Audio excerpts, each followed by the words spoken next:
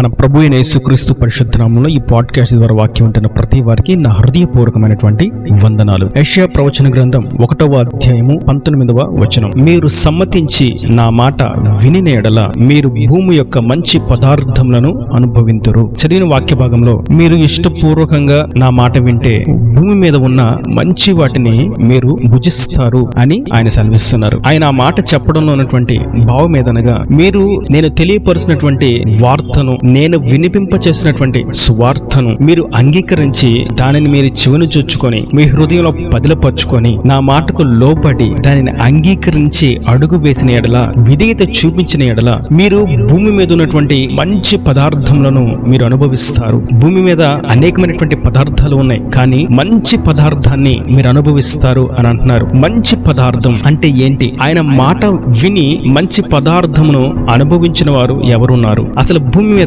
శ్రేష్టమైన మంచి పదార్థం అంటే ఏంటి అనేటువంటి విషయాన్ని మనం చూసినట్లయితే, దేవుని మాట, దేవుని సువార్త, దేవుని సత్యవాకు వినిపింపచేసిన తర్వాత లోబడిన వారు, లోబడని వారు అనేకులు బైబిల్ గ్రంథంలో ఉన్నారు. రెండు విషయాలను మనం ఈ పూట ధ్యానిద్దాం. మాటకు లోబడిన వారు, మాటకి సమ్మతించిన వారు, మాటకు లోబడిన వారు, మాటకు అసమ్మతి తెలియజేసిన వారు, ఇద్దరి విషయాలను మనం చూద్దాం. అది అపోస్తలుల కార్యముల గ్రంథం 8వ అధ్యాయము 35వ వచనం. అందుకు ఫిలిప్పు నోరు తెరిచి ఆ లేఖనమును అనుసరించి అతనికి యేసును గూర్చిన సువార్త ప్రకటించెను. వారు త్రోవలో వెళ్ళుచుండగా నీళ్లున్న ఒక చోటికి వచ్చినప్పుడు నపుంసకుడు, ఇదిగో నీళ్లు, నాకు బాప్తిసమిచ్చుటకు ఆటంకమేమని అడిగి రథమును నిలుపమని ఆజ్ఞాపించెను. ఫిలిప్పు, నీవు పూర్ణ హృదయముతో విశ్వసించిన ఎడల పొందవచ్చునని చెప్పాను. అతడు, యేసుక్రీస్తు దేవుని కుమారుడని విశ్వసించుచున్నానని ఉత్తరమిచ్చాను. చదివిన వాక్య భాగంలో ఫిలిప్పు మరియు ఐథియోపియుడైనటువంటి నపుంసకుడు అనేటువంటి ఇద్దరి మధ్య జరిగేటువంటి సంభాషణ మనం చూస్తాం. ఇక్కడ ఐథియోపియుడు అనేటువంటి ఒక నపుంసకుడు ఉన్నాడు. అతడు అన్య దేశస్థుడు. అతడు యూదా పట్టణమునకు వచ్చిన తర్వాత అన్యజనుడు అయినప్పటికీ దేవుణ్ణి ఆరాధించడానికి యెరూషలేమునకు వచ్చి తిరిగి వెళ్తూ ఉన్నాడు. ఈ సందర్భంలో ఐథియోపియుడు అనేటువంటి నపుంసకుడు మంచి హృదయముతో దేవుణ్ణి తెలుసుకోవాలి, దేవుని గూర్చి నేను పూర్తిగా తెలుసుకొని ఆయన ఎద్దుకు నేను చేరాలి, నిత్య రాజ్యానికి నేను చేర్చబడాలి అనేటువంటి ఉద్దేశంతో దేవుని వాక్యాన్ని చదవడం ప్రారంభించాడు. అది చదువుతూ ఉండగా అతనికి ఏమీ అర్థం కాలేదు. అప్పుడు దేవుని సేవకుడైనటువంటి ఫిలిప్పును దేవుడు దర్శించి, నీవు లేచి ఐథియోపియుడైనటువంటి నపుంసకుడు యెరూషలేము నుండి గాజాకు పోవు అరణ్య మార్గంలో ఉన్నాడు, నీవు అతన్ని కలుసుకొనుము, రథము కంటే నీ ముందు పరిగెత్తాలని ఫిలిప్పుకు ఆజ్ఞాపించిన వెంటనే ఫిలిప్పు వెంటనే ఆ పని ప్రారంభించడం మొదలు పెట్టాడు. రథము కంటే ముందు పరిగెట్టి ఐథియోపియుడైనటువంటి నపుంసకుడిని కలుసుకుని అతడు చదువుతున్నటువంటి వాక్య భాగాన్ని వివరించాడు, సువార్తను ప్రకటించాడు. అప్పుడు ఆ ఐథియోపియుడైనటువంటి నపుంసకుడు సేవకుడైనటువంటి ఫిలిప్పు దేవుని గూర్చి చెప్పినటువంటి సువార్తకు సమ్మతించి మనసు దేవునికి అప్పగించి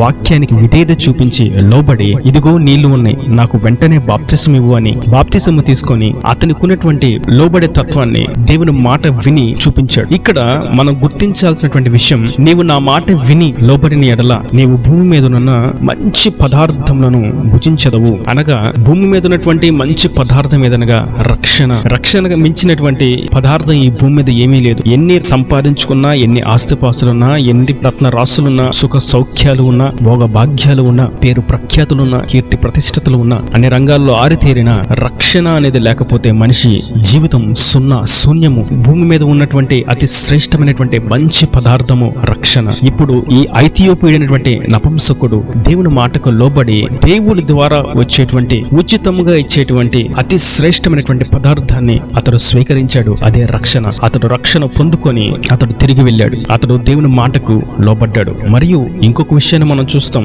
ఇదే అపోస్తలుల కార్యాల గ్రంథం 24వ అధ్యాయము 24వ వచనం. కొన్ని దినములైన తర్వాత ఫేలిక్స్ యూదురాలైన దుర్స్కిల్లాను తన భార్యతో కూడా వచ్చి పౌలును పిలిపించి క్రీస్తు యేసునందలే విశ్వాసమును గూర్చి అతడు బోధింపగా వినెను. అప్పుడు అతడు నీతిని గూర్చియు ఆశా నిగ్రహమును గూర్చియు రాబో విమర్శను గూర్చియు ప్రసంగించుచుండగా ఫేలిక్స్ మిగ్గుల భయపడి, ఇప్పటికి వెళ్ళుము, నాకు సమయమైన నిన్ను పిలువనంపించురని చెప్పాను. ఇక్కడ మనం చూస్తాం అపోస్తలుడైనటువంటి పౌలు మరియు అధికారి అయినటువంటి ఫేలిక్స్ మధ్య జరిగిన సంభాషణ. ఫేలిక్స్ యొద్దకు దేవుని మాట వచ్చింది, దేవుని సువార్త వచ్చింది, పౌలు ప్రకటిస్తున్నాడు. కానీ ఫేలిక్స్ మాత్రం దేవుని వాక్యానికి భయపడి దానికి లోబడక దాన్ని తిరస్కరించి, నాకు సమయం లేదు, మరలా నాకు సమయం ఉన్నప్పుడు పిలుస్తాను, ఇప్పటి వరకు నువ్వు చెప్పిన వాక్యం చాలు, ఇక నువ్వు బయలుదేరవచ్చు అని పౌలును పంపించి వేశాడు. ఈ రెండు సన్నివేశాలు మనం గుర్తించినట్లయితే ఐథియోపియుడైనటువంటి నపుంసకుడి దగ్గరికి దేవుని ప్రేమ, దేవుని సువార్త, దేవుని వాక్యము, దేవుని దేవుని మాట అన్ని కూడా స్పష్టంగా వచ్చినాయి. ఫెలిక్స్ దగ్గర కూడా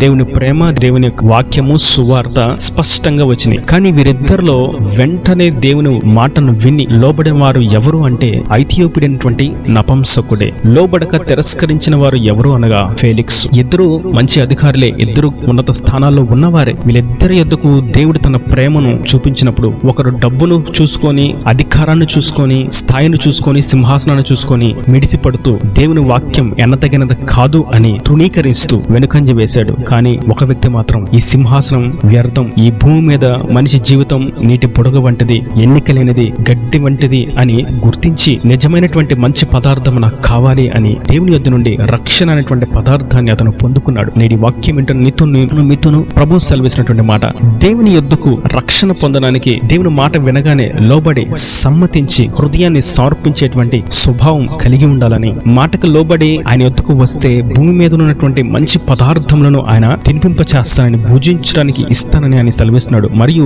భూమి మీద ఉన్నటువంటి మంచి పదార్థం అనగా రక్షణ మరియు మనిషికి కావలసినటువంటి దైనందిన జీవితంలో అత్యవసరమైనటువంటి అవసరమైనటువంటి ప్రతి అక్కరను ఆయన తీరుస్తాడు. అటువంటి పదార్థములను ఆయన అనుగ్రహిస్తాడు. అది ఆరోగ్యమైన, ఆర్థిక స్థితిగతి అయిన, సంతానమైన, గృహమైన, ఏదైనాను మనిషి జీవించడానికి కావాల్సినటువంటి వాటిని ఆయన మంచి పదార్థములుగా ఆయన ఇస్తాడు. శ్రేష్టమైన వాటిని ఆయన ఇస్తాడు. వ్యర్థమైనవి, తుచ్చమైనవి, నాణ్యత లేనివి ఆయన అనుగ్రహించడు. కనుక మనం ఆయన రక్షణను పొందుకుంటే, ఆయన మాటకు లోపడి ఆయన వైపు తిరిగినట్లయితే ఆయన మంచి పదార్థములను మనకిస్తాడు. రక్షణ ఇచ్చి పరలోకానికి చేరుస్తాడు. అందుకే ప్రభు, మీరు సమ్మతించి నా మాట విని ఎడల ఎంత మేలు, మీరు భూమి మీద మంచి పదార్థములను భుజిస్తారు, అనుభవిస్తారు. కనుక ఆయన మాటకు లోబడదాం. ఆయన ఇచ్చేటువంటి మంచి పదార్థములను పొందుకోవడానికి యోగ్యులుగా, అర్హులుగా మార్చబడదాం. దేవుడు అందరికీ ఒకటే ప్రేమను చూపిస్తాడు. వాక్యాన్ని ప్రకటిస్తున్నటువంటి నాకైనను, వాక్యాన్ని వింటున్న మీకైనను, ఇంకను దేవుణ్ణి అంగీకరించిన వారికైనను, అన్యజనులకైనను, క్రీస్తును వ్యతిరేకిస్తూ క్రీస్తు సాక్షులను హతమారుస్తున్న వారికైనను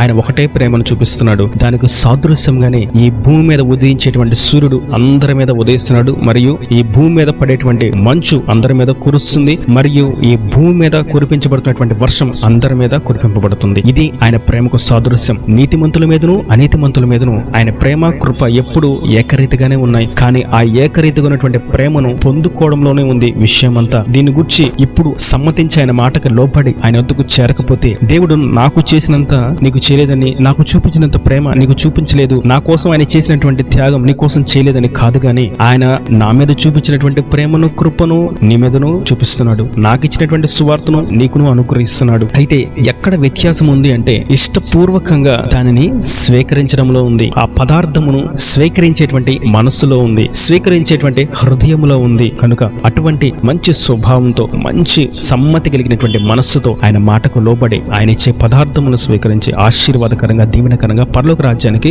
వారసులముగా మనందరం మార్చబడి ఆశీర్వదించబడినటువంటి జనాంగముగా పేరు పొంది ఆయనకు సాక్షులుగా జీవించుదుముగాక. కనుక దేవుడిచ్చినటువంటి ఈ అవకాశం మరలా రాకపోవచ్చు. అవకాశం వచ్చినప్పుడే దానిని వినియోగించుకోవాలి. అవకాశము లేక ఎదురు చూసేవారు అనేకులు ఉన్నప్పటికీ మనకు దొరికినటువంటి అవకాశాన్ని వినియోగించుకోవడంలో ఎంతో విషయం ఉంది. మనం స్వీకరించి అవకాశాన్ని మనకు ఉపయోగార్థంగా, మేలుకరంగా దానిని మలుచుకోవడంలోనే విషయం అంతా దాగి ఉన్నది. స్కూల్లో చదువుకునే పిల్లలకు అందరికీ ఒకటే పాఠం, ఉద్యోగం చేసే వాళ్ళందరికీ ఒకటే యజమాని. అయితే వారు చేసే పనిని బట్టి జీతం, మరియు వారు దాన్ని అర్థం చేసుకునే దాన్ని బట్టి వారి ఎగ్జామ్స్ లో పాస్ అవడం అనేటువంటి, మార్కులు పొందుకోవడం అనేటువంటి విషయాన్ని మనం చూస్తాం. కనుక వాక్యం వింటున్న వారందరూ రక్షణ పొందుకొని దేవుడిచ్చినటువంటి అత్యున్నతమైనటువంటి కృపను, అతి శ్రేష్టమైనటువంటి రక్షణను పొందుకుని దేవుని రాజ్యానికి వారసులుగా, హక్కుదారులుగా మార్చబడి దేవుని ఆశీర్వాదాలు నిండాలుగా పొందుకుందురుగాక, దేవుని సాక్షులుగా జీవించుదురుగాక. ఆమేన్. God bless you. తలలో వంచి కన్నులు మూసినట్టయితే మీ కొరకు చిన్న ప్రార్థన.